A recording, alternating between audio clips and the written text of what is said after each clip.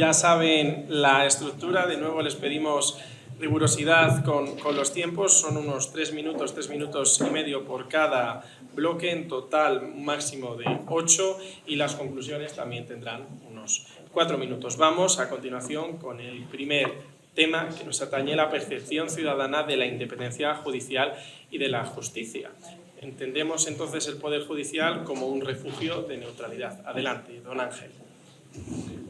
Muchas gracias al moderador, gracias también a la pregunta que nos ha recordado y que es muy pertinente Carlos Berbel. Veremos si lo desarrolla o lo podemos desarrollar luego. Como se decía en la presentación de estas jornadas, vivimos tiempos en los que las instituciones son puestas a prueba cada día. El Poder Judicial, piedra angular de cualquier Estado democrático, no escapa a la tensión política ni al juicio constante de la opinión pública. Aquí nos hemos propuesto abordar estas cuestiones que son delicadas y que en España están al orden del día. La primera pregunta, ya expliqué antes lo que me sugirió a mí el planteamiento general de este tema, de si refugio, neutralidad o herramienta política. La primera pregunta es la percepción ciudadana de la independencia judicial y de la justicia, y está la sociedad perdiendo la confianza en la imparcialidad del Poder Judicial. Antes, en buena medida, todo esto lo han planteado los alumnos del campus de Ciudad Real en base a las encuestas que han manejado y que hemos manejado. La primera, la que en el Consejo General tradicionalmente se ha considerado más solvente, que es la de Metroscopia, por lo detallada que es, del sociólogo Juan José Toaria. Es cierto que es del año 23. Y es cierto, como han expuesto estos alumnos, que para aquellos que tienen acceso a la justicia los datos no son malos. Es cierto que cuando se plantea esa misma pregunta a la ciudadanía española, los datos son malos y han ido a peor, en la percepción de la politización de la justicia y de la supuesta falta de imparcialidad de los jueces. Yo sobre eso no voy a decir nada más, porque sobre las encuestas, tanto unos como otros alumnos lo han desarrollado bien. Que, por cierto, y como anunció al principio de la intervención Juan Carlos Campo, a mí me ha parecido que había muchos puntos de confluencia entre aquellos alumnos y estos. Me ha parecido que circulaban en la misma autovía. Me ha parecido que tenían muchos puntos en común, siempre persiguiendo pues, la mayor independencia, la mayor eficacia y el cumplimiento de los principios constitucionales. Pero todas estas cuestiones, bajo el tópico de la discusión de jueces y políticas, son complicadas. Las críticas y advertencias sobre la politización de la justicia, la judicialización de la política, el activismo judicial, los riesgos del gobierno de los jueces, los alcances de la función judicial, el significado de la independencia judicial, la garantía de inamovilidad, la neutralidad de los jueces, las fórmulas de exigencia de responsabilidad a los jueces, el control de los controladores, los sesgos en los diseños de la Administración de Justicia y en los modelos de selección de jueces o el control de la jurisprudencia. Me detendré un poco en el sistema, en la pregunta tercera, de elección de jueces y elección de vocales, porque creo que los alumnos no han acabado de decirlo con suficiente precisión. Son alumnos de primero, a mí me parece magnífico en estos días que les he conocido, y a los del otro grupo igualmente. Estos alumnos de primero me parece impresionante el esfuerzo que han hecho y el nivel de estudios y dedicación y responsabilidad que han mostrado. Para tal, la omnipresencia judicial es sencillamente el rasgo caracterizador del nuevo constitucionalismo. Es lo habitual. Otra corriente doctrinal, en cambio, considera que esa preeminencia judicial es una indeseada patología del sistema, que puede y debe enfrentarse. Pero entre ambos extremos está la posición que sostiene que lo característico de esta democracia constitucional, que nunca fue pensada como gobierno de los jueces, es que obliga a gobernar con jueces. Esto es, fuerza a las ramas políticas del gobierno a tomar en cuenta la opinión judicial en cuestiones fundamentales, aceptar que es la propia Constitución la que abre a los jueces la entrada en el espacio que antes estaba exclusivamente reservado para la política. Es cierto, ya tenemos que dar por descontado que la judicialización de la política se ha producido en un mayor o menor grado y que no va a desaparecer de un día a la mañana. Vaya concluyendo.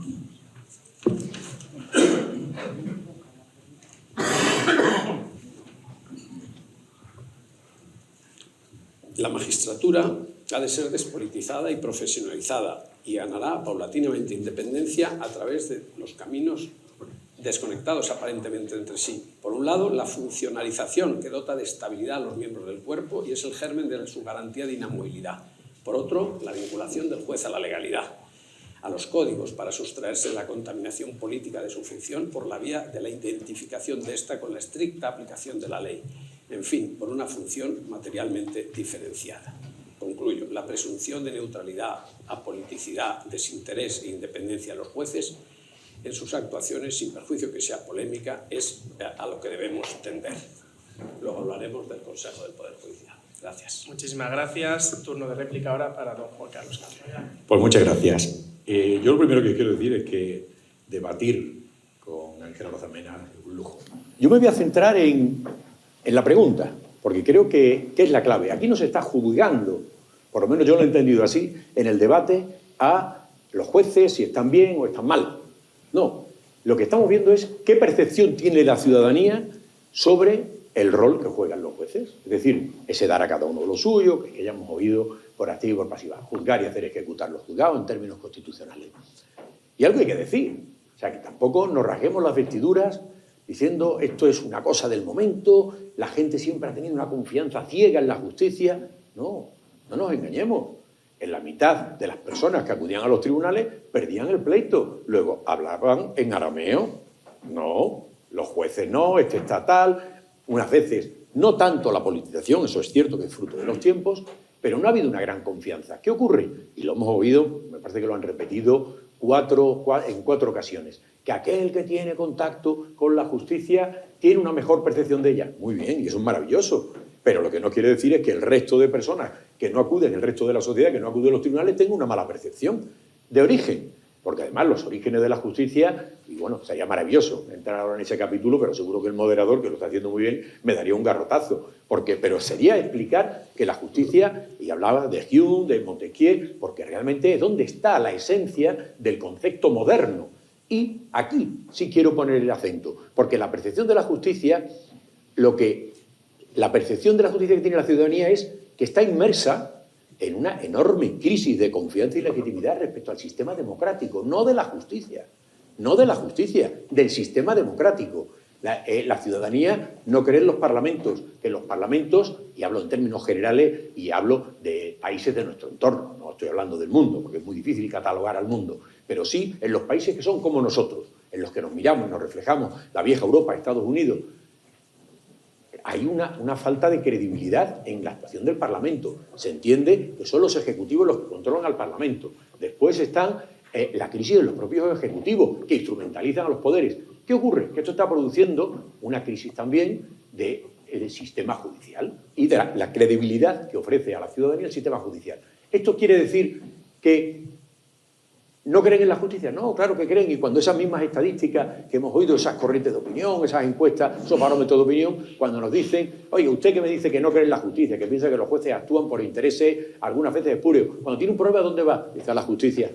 ¿Por qué? Porque en el fondo sí hay esa credibilidad. Lo que ocurre es que la percepción ciudadana, hoy alimentada por otras concausas, viene a determinar una situación que podemos denominar de auténtica crisis del Poder Judicial, de la percepción del Poder Judicial. Y en eso es una cuestión mucho más clara, porque además las sociedades modernas no han solventado aquellos problemas históricos, la desigualdad, la pobreza, siguen ahí, pero aparecen toda una emergencia de problemas nuevos, la globalización, la revolución digital, la posverdad, los problemas migratorios, la diversidad, y no damos soluciones. Y las soluciones que se dan desde los aparatos estatales, desde la institucionalidad, no son entendidas por la ciudadanía, unas veces porque son muy cortas y otras porque realmente no las entienden. Con lo cual produce un mayor distanciamiento respecto de todos los poderes, también del de la justicia. Si encima contamos con una justicia que nunca ha gozado de esa efectividad que marca nuestro artículo 24 de la Constitución, que ya lo decía la Constitución del 12, porque es la primera en la que se plasma el constitucionalismo y que le dedica muchísimos artículos a la administración de justicia. Es el primer armazón jurídico constitucional sobre la justicia.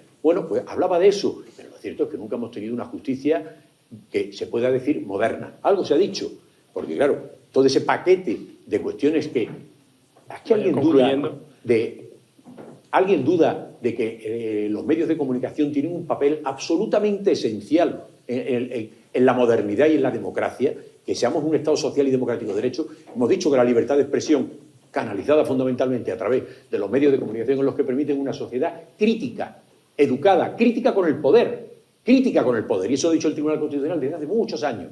Pero eso no quiere decir que todos los medios sean buenos, ni que todos sean medios, porque estamos hablando de redes, y de redes donde no hay la interlocución, no hay debate, no hay racionalidad, hay un flechazo que hoy se compra, hay una falta de racionalidad. Por tanto, la percepción de la justicia no es ciudadana, no es mejor que la que se tiene respecto de los otros poderes del Estado. Pero tenemos que incidir en ello porque eso no es viable.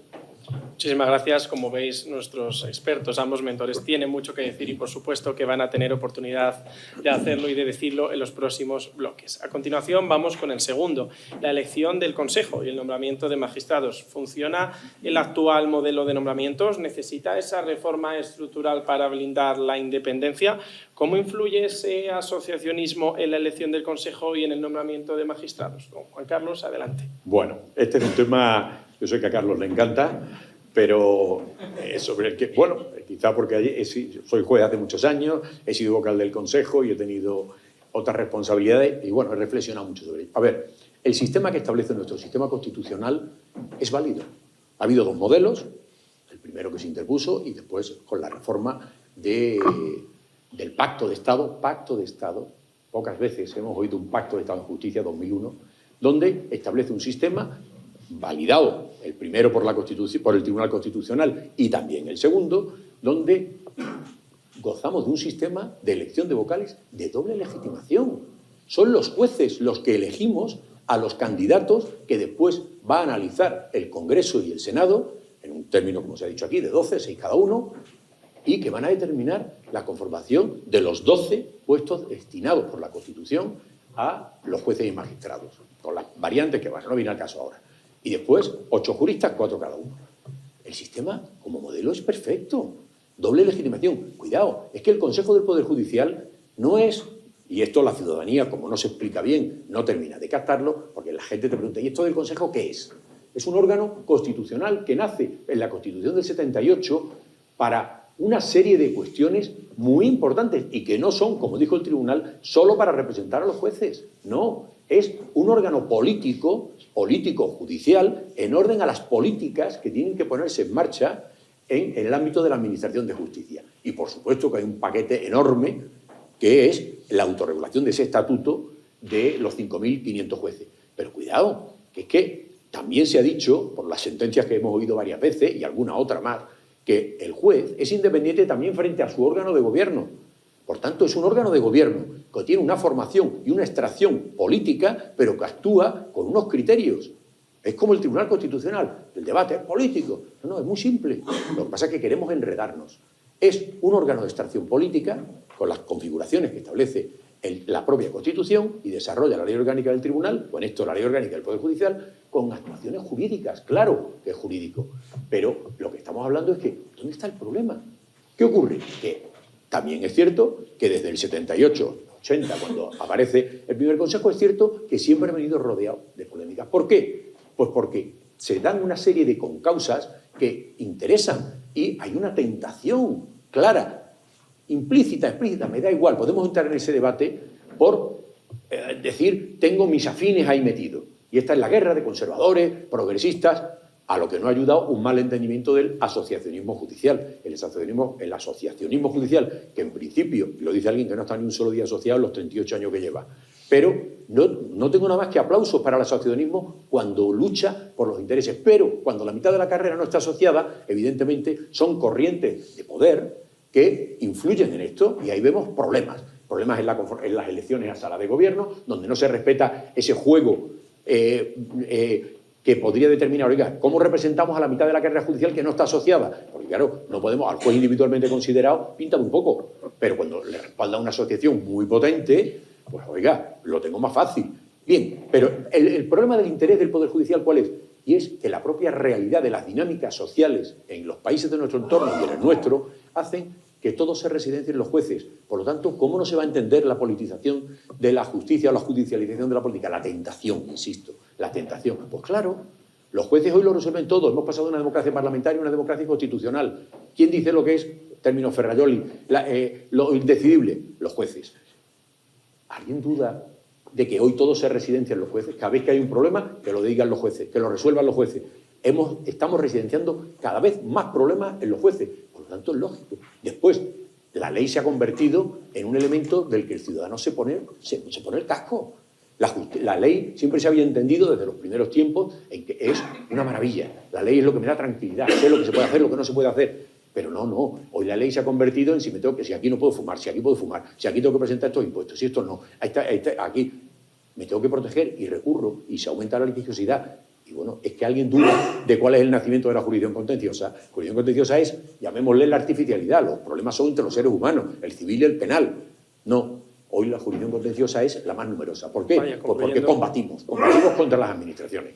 Y por tanto hace falta hacerlo. Pero cuidado, ¿alguien duda de que una justicia lenta no permite todo ese caldo de cultivo para que haya más interés? Porque aquí yo he oído mucho a los 6 chavales que, insisto, no tengo elogios para lo que han hecho, pero a mí me gustaría haber oído que a mí el juicio paralelo ya no me preocupa. A mí lo que me preocupa es el juicio anticipado, que es lo que se están haciendo hoy en no pocos medios. Por tanto, es ahí donde tengo que poner todos los incisos, no en la elección de los vocales del Consejo, que no hay ni un consejo donde, bueno, hay un caso, si no recuerdo mal, fue condenado un vocal, pero son juristas de un reconocimiento indubitado. Y la mayoría de sus resoluciones son muy buenas. ¿Que no te ha gustado el que han elegido para la sala primera? Pues lo siento, ya te tocará, porque después también el juego de las mayorías y las sensibilidades, porque eso es la sociedad. Por tanto, no hay que preocuparse de eso.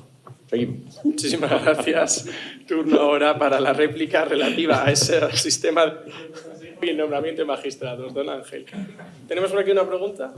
Sí, no, yo solamente un inciso. Estoy casi totalmente de acuerdo con lo que dicen los ponentes, por un matiz. Quiero recordar a la sala que en cualquier caso la Unión Europea estableció una serie de criterios para la modificación de la elección del Consejo General del Poder Judicial. De hecho, existen 2 modelos diferentes y que por lo menos creo que habría que decir aquí que existe otro modelo distinto del que se está defendiendo por ambas partes.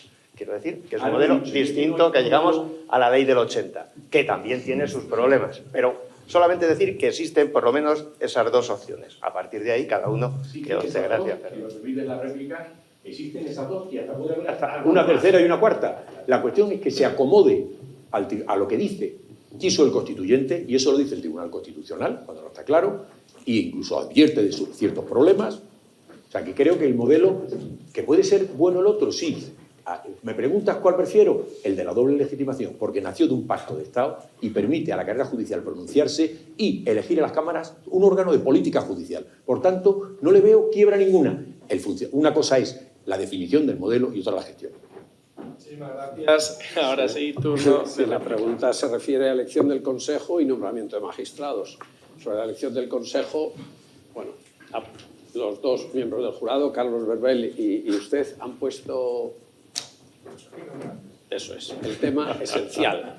Nosotros, la renovación del Consejo, como saben ustedes o los expertos, saben que solo fue posible mediante una ley de agosto del año pasado, que preveyó que durante 6 meses el Consejo elaboraría un informe de cara a la posible modificación del sistema de elección de los vocales.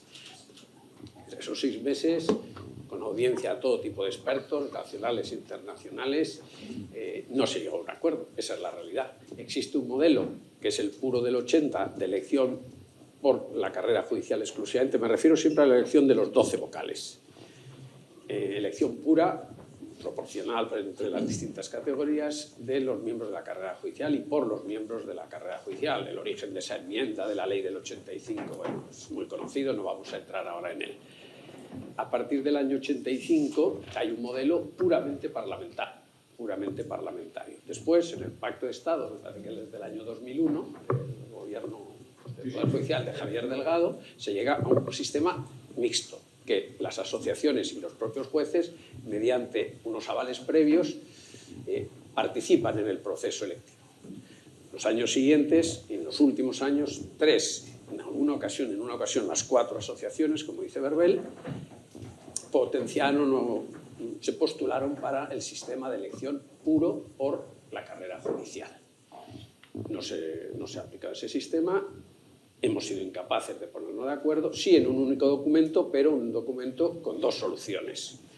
Se han remitido al Parlamento, al Gobierno y a las instituciones europeas después de mucho debate, mucho debate. Ha sido horas y horas de debate ahí. Es cierto que con 4 vocales del Consejo de Expertos, los demás teníamos una participación más tangencial. Ha sido imposible ponerse de acuerdo. Yo, como dice Juan Carlos, me parece que el modelo actual resiste cualquier posible crítica de ese sentido, creo, pero como estoy defendiendo la posición primera, voy a intentar decir cómo, para que sea un refugio de neutralidad, hay mucha gente, muchos juristas, que sostienen que la elección pura por los jueces podría garantizar mejor esa neutralidad. Frente a eso, yo creo que los alumnos lo han apuntado. Creo honestamente que los riesgos de corporativismo son peores que la solución que aportaría, creo. Aunque es cierto, es verdad, las 3 asociaciones, 2 de ellas mayoritarias, porque hoy en día, por aquí tengo la estadística por si los alumnos lo necesitaban, pues la asociación profesional tiene 1.400 o 1.500, Francisco Vitoria tiene 900, jueces y juezas para la democracia tiene... 58%. ¿En total los 4? Sí, los 58%, pero estaba dentro de las asociaciones para ver cómo el sistema ha hecho que quede fuera Francisco Vitoria, que tiene 956 afiliados. Es cierto que no hay nada nuevo. En 50 años, solo un vocal andaluz fue miembro del Consejo por Francisco Vitoria, que fue Manuel Torres Vela. Nunca. Eso, en mi opinión, está mal.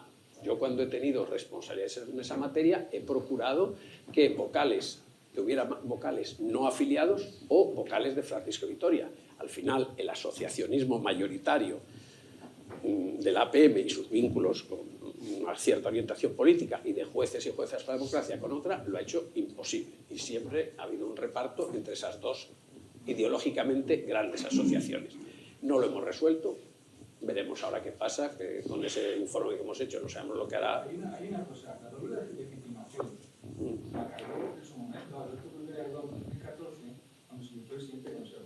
Y este último Consejo ha sido elegido con esas...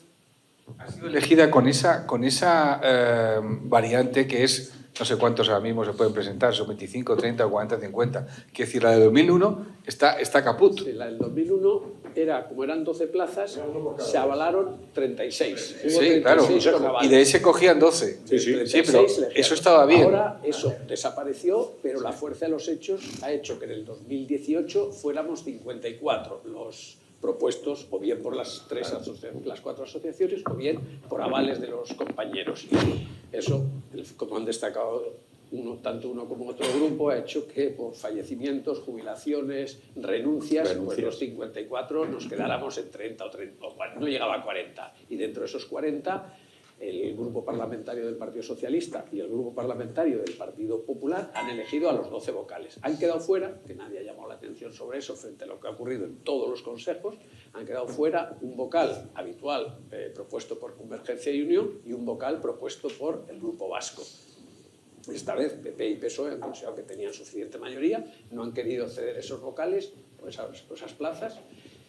Bueno, tampoco ha habido mucha protesta en ese sentido. Y esa es la realidad. Yo, en cambio, quería referirme a la otra parte, al nombramiento de magistrados, en lo que ahora intervengo muy directamente. El nombramiento de magistrados se hace por los 20 vocales, previo estudio en la Comisión de Calificación de los currículum y de entrevistas que hemos reducido, lo han explicado mis patrocinados, y con las ganas de acertar. Pero es inevitable reconocer que hay un sesgo asociativo. Es inevitable, porque la estadística demuestra que la mayoría, la mitad de los nombrados en estos 6 meses que llevamos son de la Asociación Profesional de la Magistratura, un porcentaje relativamente elevado para los 400 afiliados que tiene es de Jueces para la Democracia, pequeñísimo porcentaje para Francisco Vitoria, que esperemos que en los meses próximos, con candidatos potentes en plazas muy relevantes, pueda mejorarse eso,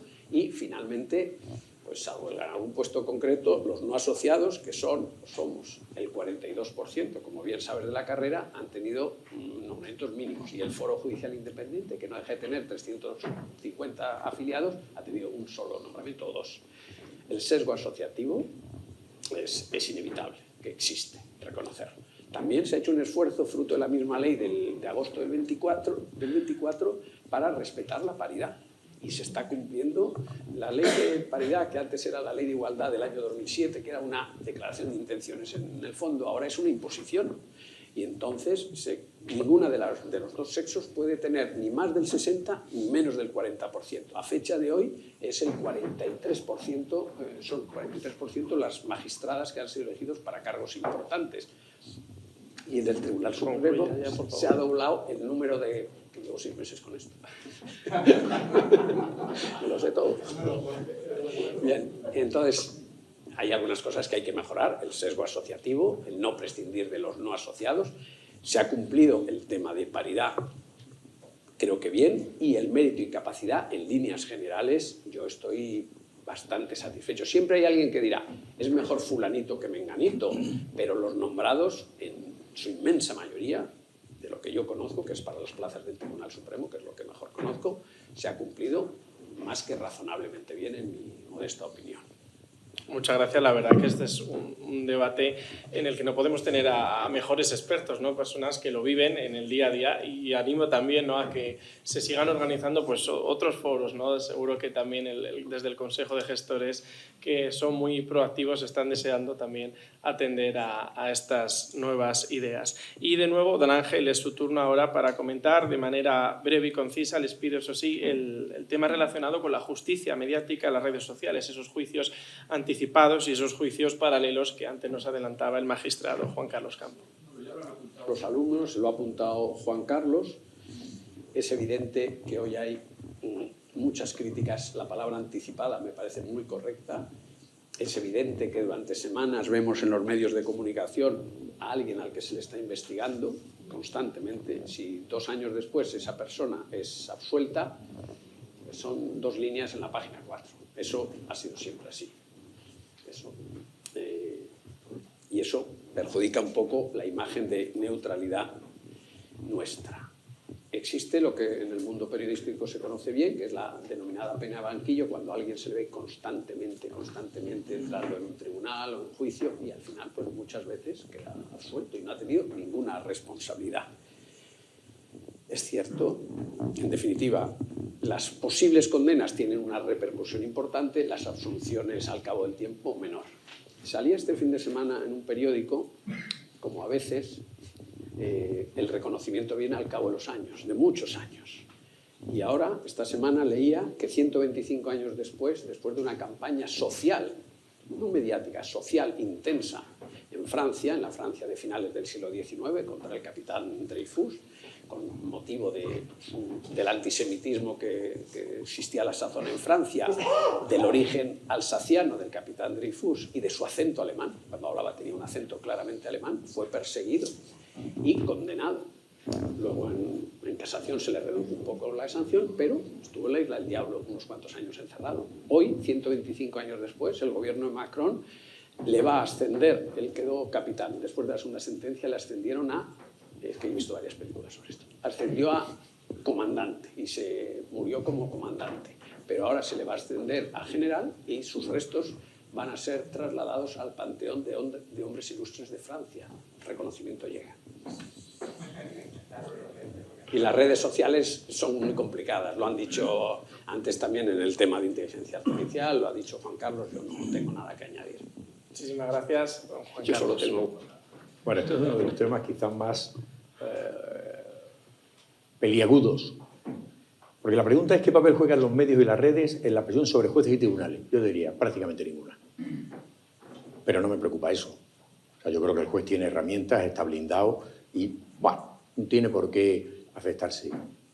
Lo que me preocupa es qué papel juegan los medios y las redes en la sociedad. Y creo que ese examen, yo sé que siempre es espinoso y porque es arriesgado, porque además es muy peligroso articular y hacer una chaqueta para todos. Pero hay medios y medios. Nadie duda que en un sistema democrático el papel de los medios de comunicación es absolutamente necesario. No hay democracia sin unos medios de comunicación que den información veraz al ciudadano y den opinión. La cuestión es que no lo den todo junto, porque entonces ya el lector, que no sabe tanto como el especialista en el plumilla, no sabe lo que es opinión y lo que es información. Esto, el ejemplo es, bueno, explicaba Federico Mayor Zaragoza hace muchos años, porque se ha muerto, y decía que el papel del periodismo moderno ha cambiado. El papel del periodismo clásico era un papel retrospectivo, es contar lo que había pasado. Ayer estuvo aquí el ministro e inauguró el pantano. El papel del periodismo moderno es contar lo que va a pasar. Yo no quiero llegar a la posición de Javier Cerca, que publicó en un periódico de Tirana Nacional hace 4 o 5 años, creo recordar, nos dijo que el verdadero papel del periodismo moderno es crear la noticia. Y esto es muy peligroso. Insisto, no para los jueces, no para los jueces. El juez se abstrae y al final se enrolla con sus libros, con las pruebas, con las leyes, con la jurisprudencia, pero la ciudadanía no tiene por qué tener esas habilidades. Y lo que se produce en este juicio anticipado, que es lo que decía Ángel, cuando llega la noticia judicial de verdad, es que no le interesa a nadie. Vamos, ni el propio medio. ¿Qué ocurre? Que una cosa son los medios y otra son este sistema de anulación, donde ya no sabes quién escribe, quién se responsabiliza, quién está detrás de esa plataforma.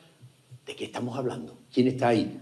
No, si esto es... Nosotros hemos tenido este año varias resoluciones, yo soy ponente de algunas, donde hemos condenado a estas plataformas, pues no llegan a tener... Y esto porque realmente son sitios de insulto y, por tanto, de degradación social. Insisto, hay que poner en esa balanza la clave. Los medios de comunicación son un instrumento absolutamente necesario para una ciudadanía fuerte y crítica con el poder y, a la vez, tienen que ser sujetos a un gran control. Pero nada de esto me preocuparía si la justicia hiciera lo que tiene que hacer. Y ahora entraremos en la siguiente pregunta. Muchísimas gracias también por esa concisión y esa franqueza con la que cuentan las cosas. Vamos ahora con ese cuarto bloque relativo a las reformas posibles y a las reformas necesarias. Don Juan Carlos, cuando quiera. Aquí quería llegar. He dicho que todo esto son problemas con causas que están ahí y son una realidad. ¿Qué ocurre?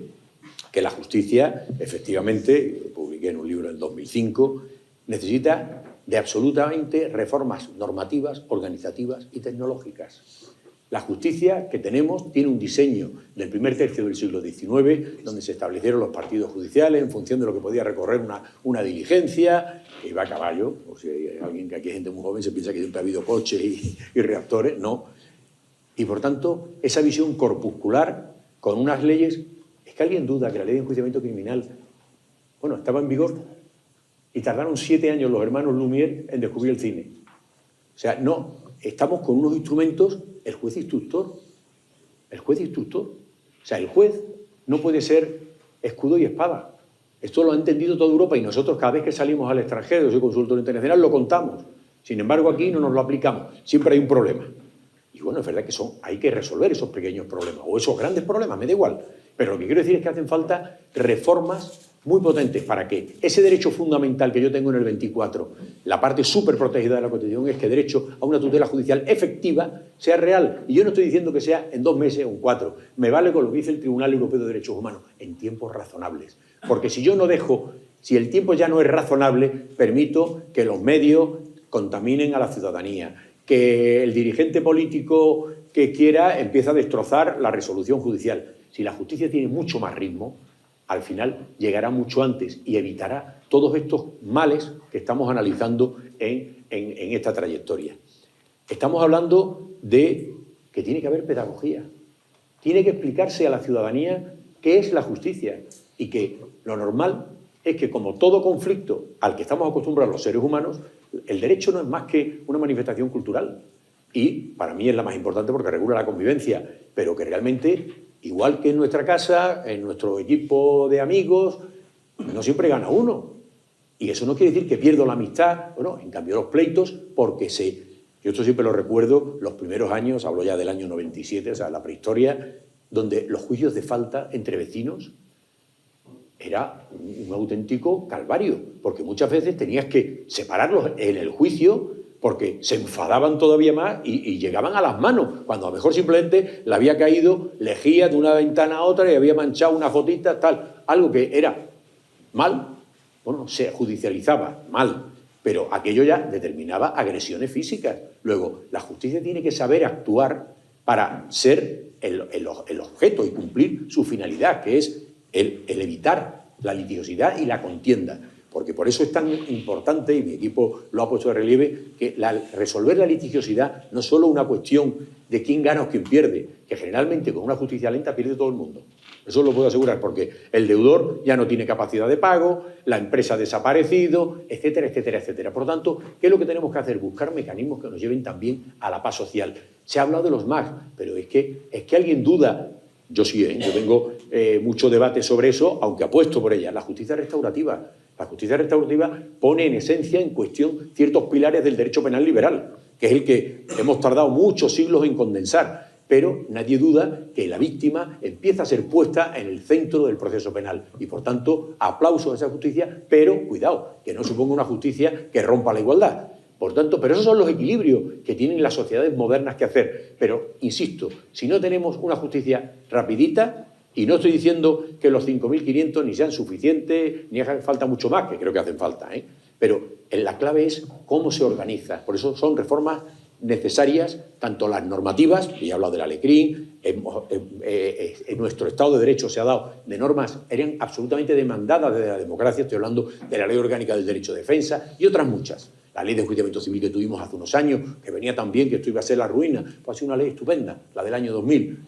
Hacen falta reformas normativas, sin duda, las que estamos viendo ahora y se han puesto aquí, las leyes de eficiencia, una nueva forma de organizar, pero hacen falta también reformas normativas, organizativas. No tiene sentido que tengamos una división corpuscular sobre lo que es el juzgado, el juez, el LAG, cuarto y mitad de forense, cuarto y octavo de fiscal y un paquetito de funcionarios. No, eso no se concibe en la modernidad, donde estamos hablando de que yo hablo con la agencia tributaria y ya no puedo presentar papeles, tengo que hacerlo todo online. En cambio, la justicia nos está costando mucho. Por las razones, eso será objeto de otro debate. Pero la clave es que la ciudadanía tiene que entender, y por eso es tan importante también, no solo que se resuelva, sino que yo lo entienda. Porque si algo lo entiendo, y el lenguaje jurídico es un lenguaje absolutamente incomprensible para el ciudadano, muchas veces hasta para los juristas. Leyes difusas, leyes que no se entienden. A ver quién entiende en el Código Penal que aparezca la palabra propágulos. ¿Alguien lo ha utilizado en su vida? Pues yo no recuerdo ninguna conversación con los amigos utilizar los propágulos. Y sin embargo, eso está ahí y nos pueden meter en la cárcel. No sé, no me acuerdo la pena que lleva, pero insisto, hace falta un lenguaje claro, un lenguaje que sin rehuir del carácter técnico y preciso que tiene el lenguaje jurídico sea entendible. Por eso la modernización del lenguaje jurídico es otra de las piezas clave para que la ciudadanía empiece a entender más la justicia. Y en este sentido es por lo que creo que con todo ese tipo de reformas podremos entender una justicia más ágil y que, por tanto, nos importen menos los problemas de los medios de comunicación. Muchas gracias. Reformas posibles y necesarias. Don Ángel. A la modernización de la justicia no tengo nada que añadir. Me referiré solo a la necesidad de reforzar la imagen de neutralidad de los jueces y magistrados. Y diré algo que yo creo que han apuntado los alumnos que han intervenido. Transparencia en las decisiones judiciales, el comportamiento ético de los jueces, el reforzamiento de la independencia judicial, la participación ciudadana en el proceso de selección de los jueces, ahora de una salvedad, una mejor formación y capacitación de los jueces, la intensificación de los mecanismos de control y rendición de cuentas. Otra cosa es que incurramos en lo que ha ocurrido, por ejemplo, en México, en que con el 13% de participación popular se han elegido a no sé cuántos jueces. Esa deriva creo que no debe seguirse en ningún caso. Y sobre qué jueces queremos, decía hace poco el catedrático Tomás de la Cuadra Salcedo, la selección de quienes integren los tribunales debe garantizar la presencia proporcional entre los designados de las distintas convicciones morales existentes en la sociedad en cada momento. De esta forma, al argumentar y decidir, todos serán conscientes de su diversidad de posiciones y de su obligación de encontrar el significado más ajustado a una Constitución, a la Constitución y a la realidad social del tiempo. No voy a desarrollar más porque creo que nos iríamos de tiempo en esta parte. Estupendo, pues muchísimas gracias. Vamos ahora a cerrar este debate sobre los bloques con el relativo a la instrumentalización política de la justicia. ¿Se están utilizando procedimientos judiciales como armas arrojadizas políticas? ¿Qué ejemplos o prácticas pueden ilustrar este problema? Don Ángel, adelante. hemos hablado ya sobre esto. Vuelvo a una de las encuestas importantes de estos últimos años, cuando se pregunta que si en España los políticos tratan de influir sobre el Poder Judicial y tratan de controlarlo. ¿Está usted de acuerdo con quienes piensan así? Era la pregunta de una de las últimas encuestas. El 59% estaba totalmente de acuerdo. El 28% estaba más bien de acuerdo. En definitiva, 87% de los ciudadanos entrevistados o encuestados creen que en mayor o menor medida los políticos tratan de influir sobre el Poder Judicial. Eso es una imagen gravísima. ¿Qué consecuencias tienen estos intentos de control político de la justicia? El 90% pensaba que daña gravemente la imagen de España en Europa. Otro porcentaje también muy elevado, otro 90% entre las distintas respuestas, que daña gravemente nuestra democracia. El 85%, o sea, siempre porcentajes altísimos, que constituye una ofensa a los jueces, pues les hace parecer como manejables por los partidos. El 53% decía, en cambio, que no tiene mucho sentido ese intento de control porque es prácticamente imposible tratar de influir sobre los más de 5.000, 5.500 jueces que hay en España y que tienen la obligación de ser independientes y la garantía de su independencia desarrollada y recogida en la Constitución y en el papel, en este caso, del Consejo General del Poder Judicial. ¿Qué ejemplos? Se ha hablado a lo largo de esta tarde de las filtraciones a veces interesadas de determinadas noticias. Ya hemos hablado de la relevancia de la libertad de expresión y la libertad de información, que es esencial en nuestro Estado. Entonces, apelar al autocontrol, a la autorresponsabilidad, pero como ha apuntado antes, me parece que ha sido Juan Carlos, existen determinadas redes sociales, canales, que es imposible esperar cualquier atisbo de autorresponsabilidad en ese campo. Es casi utópico, pero el daño que las filtraciones y esos datos, cuando son interesados, no solo afecta a la propia credibilidad de la justicia, sino también a las personas afectadas, que se ven colocadas en una situación muchas veces de indefensión, que es de muy difícil resarcimiento. Y sobre ello ha pivotado en estos últimos años, como han destacado los alumnos de ambos grupos, los 5 años y medio de retraso en la renovación del Poder Judicial por las presiones y los conflictos políticos. Y eso, la imagen es penosa. Están utilizando los procedimientos judiciales como armas políticas. Creo que es clarísimo. La percepción ciudadana sobre ello no cuestiona. La realidad será distinta, pero la percepción es clara. Claro que sí. El procedimiento contra un adversario político es un arma de destrucción masiva. Claro que sí, porque la lentitud de la justicia hace que esa persona esté en tela de juicio o con códigos éticos de sus partidos expulsándola. Y no hablo de España, estoy hablando de todo nuestro mundo afín. Y esto es así, claro que sí. A ver, hemos dicho que hay una pérdida del protagonismo del poder legislativo, una hegemonía de la actuación de los jueces donde todo se residencia y donde la dificultad o la precariedad de la calidad normativa hace que los jueces no solo resuelvan los litigios, sino que en no pocas ocasiones crean el derecho, porque diluyen la duda de la ley que ha quedado mala por un mal consenso. Hay una monografía maravillosa que es La trampa del consenso, del derecho alemán, por si alguien tiene curiosidad en leerlo. Tiene una traducción de Sosa Wagner, donde tiene una introducción de 60 páginas que explica la visión de la trampa del consenso. Pero esto es así. O sea, en los parlamentos hoy, con una diversidad enorme de partidos y de tensiones, muchas veces sacar una ley obliga a esa precariedad, cuando no simplemente al bloqueo normativo, y es la vía de los decretos, la capacidad legislativa de los gobiernos poder sacar adelante proyectos. ¿Qué ocurre? Que esto es una realidad, y ese vacío del poder, esto nos enseñaron que era la tartita de los quesos. Y si tú aflojas una porción, que es el poder legislativo, otro lo ocupa. ¿Y cómo no voy a intentar controlar al que está creando el derecho? O el que lo está interpretando y quiero que lo interprete conforme a mis tesis.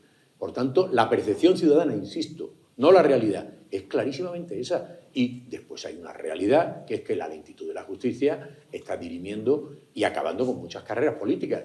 Con otras está muy bien que acaben, pero hay algunos, yo siempre cuento el mismo ejemplo porque ya me ha prescrito todo. Año 87, juzgado de Sanlúcar, no lleva yo ni 2 días y firmé el auto de conclusión del sumario. O sea, yo no hice nada, firmé y se lo llevé al presidente de la audiencia en mano, me acuerdo perfectamente. Era contra el alcalde de esa ciudad. A los 10 años resultó todo absuelto, pero su carrera política había muerto. Había muerto. Porque, claro, estuvo condenado en primera instancia, después el Supremo absolvió. No importa. Su carrera política se fue. Y claro, y bueno, no quiero poner ejemplos más modernos, pero los tenemos en la mente todos. Y entonces, eso es un problema. Y por eso insisto, todos son con causas. Pero hay una cuestión. Si la justicia funciona rápido, todo lo demás se diluye. El papel de los medios, el papel de no sé qué, la presión política. La justicia, insisto, lo que necesita son que demos a todo el sistema judicial, cuando hablo de todo el sistema, estoy hablando de todos los que intervienen en la justicia no es cosa de jueces. Los jueces juzgan, pero el sistema, y se ha hablado ya aquí largo y tendido, no voy a hablar más, lo que hace falta es que sea operativo, eso hace falta leyes, sistemas, informatización, tal. Y cuando tengamos eso, todo nos irá mucho mejor. Y la percepción ciudadana, insisto, que es sobre lo único que yo he hablado, mejorará. Muchísimas gracias. Vamos a poner ya punto y final a este magnífico debate donde hemos escuchado muchos argumentos con unas breves conclusiones de unos 3 minutos. Don Ángel, adelante. La sociedad no puede desconfiar de sus jueces, la sociedad española no debe desconfiar de sus jueces, los jueces son independientes, son inamovibles, son responsables. Nuestra Constitución reclama jueces competentes, disciplinados en la defensa del universo de los valores constitucionales, que abracen sin fisuras la cultura de la independencia y de la imparcialidad judicial y que aseguren la paz y la armonía social. Esos son los jueces que queremos. Bueno, yo insisto en que la percepción, voy a ser muy breve, la percepción de la ciudadanía solo podemos cambiarla cambiando aquellas concausas que determinan su mala percepción. Por tanto, y la primera, está muy bien echar balones fuera, la política debe tener más contención, claro que sí. No se deben utilizar los procedimientos indebidamente, claro que sí. Los medios deben de actuar con un criterio de rigor, distinguiendo lo que es información de lo que es opinión, claro que sí. Pero sobre todo, lo que tenemos que tener una justicia que sea efectiva. Y eso significa en tiempos razonables. Muchísimas gracias. Muchas gracias, magistrado, por la introducción. Yo soy peruano, soy abogado hace 8 años y estoy convalidando mi título de la Carlos III. Soy sobrino del ex magistrado del Tribunal Constitucional peruano, Carlos Ramos Núñez, que también fue miembro de la Academia de Historia de Madrid y profesor de doctorado en España, en Sevilla. Tengo una pregunta. En Perú, desde el año 2001, 14 de enero, entró en vigor la Ley de Conciliación que obligaba como criterio de admisibilidad de la demanda civil, por ejemplo, acudir primero a un órgano, a un conciliador, como mecanismo para agilizar la actividad jurisdiccional. Ahora que en España, siendo 2025, justo llevando la asignatura del sistema judicial español, me he enterado de que ha entrado en vigor una ley parecida, ¿no? ¿Creen ustedes que esta ley va a destrabar, va a agilizar la actividad jurisdiccional? Gracias. Bueno, gracias por su intervención. Sí, conocía.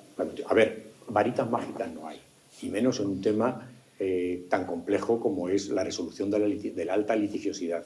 Pero todos los elementos que se incorporen para no solo resolver esa litigiosidad, eliminarla, sino llevar a la paz social, habrá que fomentarlos, quererlos e interiorizarlos, porque una vez que los tengamos aprehendidos, seguro que vamos a tener a ese vecino con el que hemos llegado a un acuerdo y no le vamos a doblar la cabeza porque no quiero ni mirarle, porque si yo le gano la sentencia, yo estaré contento, pero él va a estar muy enfadado. Estos mecanismos, la mediación, en términos generales casi todos los demás, son voluntarios. Lo único que exige la ley española es haber intentado, antes de admitir la demanda, que se ha intentado, o sea, una sesión de mediación. Bueno, insisto, aquí recetas mágicas no hay, y lo único que hay, y por eso siempre he dicho, y es casi ya una frase mía, que no creo en las revoluciones, sino en las evoluciones. Y esto es todo un conjunto que hay que ir con muchos aspectos. En penal, la justicia restaurativa, que los jueces tengan esto, que los abogados vean cumplidos sus derechos, que todo, porque es todo, todo contribuye a la percepción. Piense, por ejemplo, y bueno, aquí está el presidente del Consejo General de la Abogacía, ¿qué puede pensar? No el abogado, porque está más acostumbrado. Todavía hay, espero que sean los mínimos, y que sea uno nada más, pero que señala 10 juicios a la misma hora. Pues evidentemente esa ciudadanía sale enfadada y el profesional no sabe qué decirle. Por eso digo que todo es un cúmulo de cosas, porque la cuestión reputacional es muy difícil de solventar. O sea, construir, esta es la institucionalidad. La institucionalidad es algo muy complejo, pero muy fácil de destruir, muy complejo en elaborar. Por eso siempre me gusta decir que las democracias no son un sello, no son un estatus. Ya somos democracia, no. La democracia es un proceso que se fortalece cada día.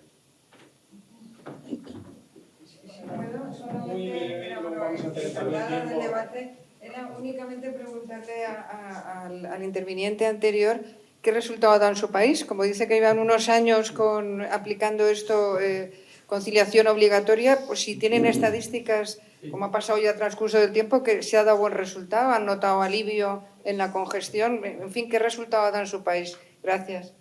Sí, bueno, justo estaba preguntándole a Perplexity, a la IA, y me dice que sí ha aligerado la carga jurisdiccional de manera significativa. Desde el 14 de enero del 2001 en Perú entró en vigor la ley de conciliación que obliga como requisito de admisibilidad a intentar conciliar, y sí la ha aligerado. Pero si me pregunta desde mi experiencia profesional, pues yo no he visto, yo veo que en Perú demoran 3 años, 2 años los juicios y no hay una justicia expeditiva. Entonces, es eso. Estupendo, pues con esto, ahora sí, enhorabuena y un fortísimo aplauso. Muchas gracias.